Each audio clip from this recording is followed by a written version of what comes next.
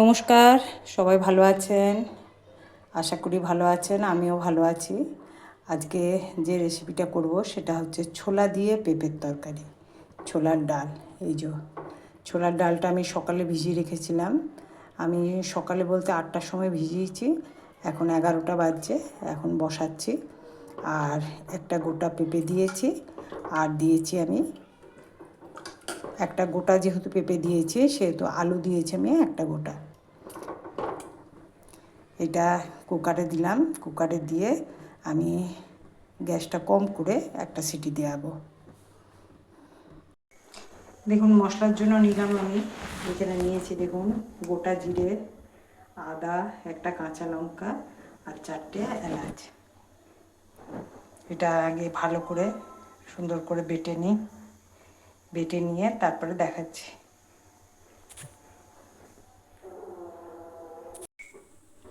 দেখুন মশলাটা আমার বাটা হয়ে গেল, মশলাটা রেডি হয়ে গেছে।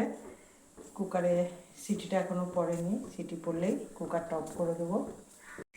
দেখুন মশলাটার মধ্যে দিলাম আমি হলুদ দিলাম 4 চামচের 1 চামচ, আর যেহেতু কাঁচা লঙ্কা দিয়েছি আমি 1 চামচ কাশ্মীরি লঙ্কা গুঁড়ো দিলাম। আর এই যে কড়া বসিয়ে দিয়েছি, কড়াতে তেল দিচ্ছি।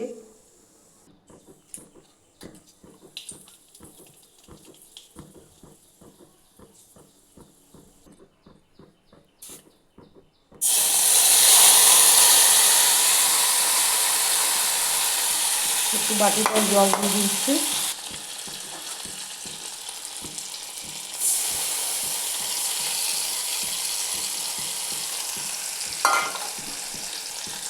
মশলাটা আগে সুন্দর করে ভেজে নিচ্ছি। দেখুন মশলাটা একদম সুন্দর করে ভাজা হয়ে গেছে। এবারে আমি কুকারটা খুলে পেঁপেগুলো সব দিয়ে দিচ্ছি। দেখুন পেঁপে, ছোলা, আলু,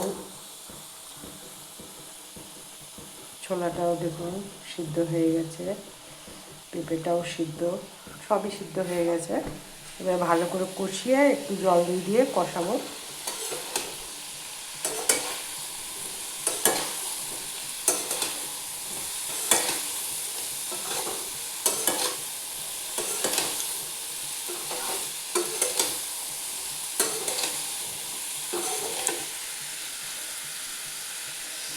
কুকারের যে জলটা ছিল সেটা বাটিতে ঢেলে নিয়েছি, সেটা দিয়ে কষাবো।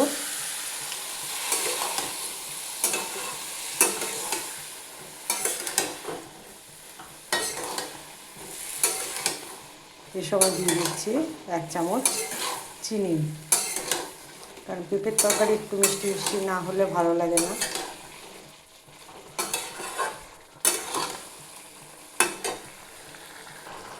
ফার্স্টে নুন দিয়ে দিলাম, এরপরে চিনি দিচ্ছি। এই যে 1 চামচ চিনি দিয়ে দিলাম। এবার আবার ভালো করে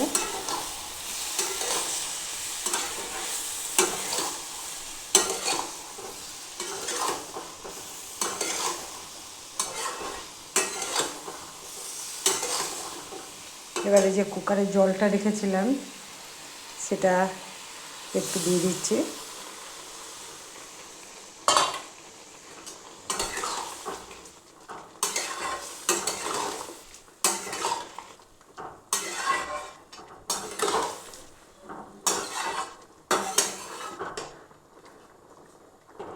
এবারে একটু ফুটবে, জলটা একটু মরবে, নুনটা ঢুকবে, মিষ্টিটা ঢুকবে।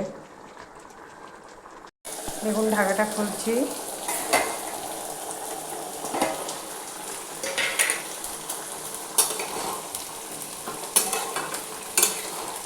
দেখুন একদম রেডি আমার পেঁপের তরকারি।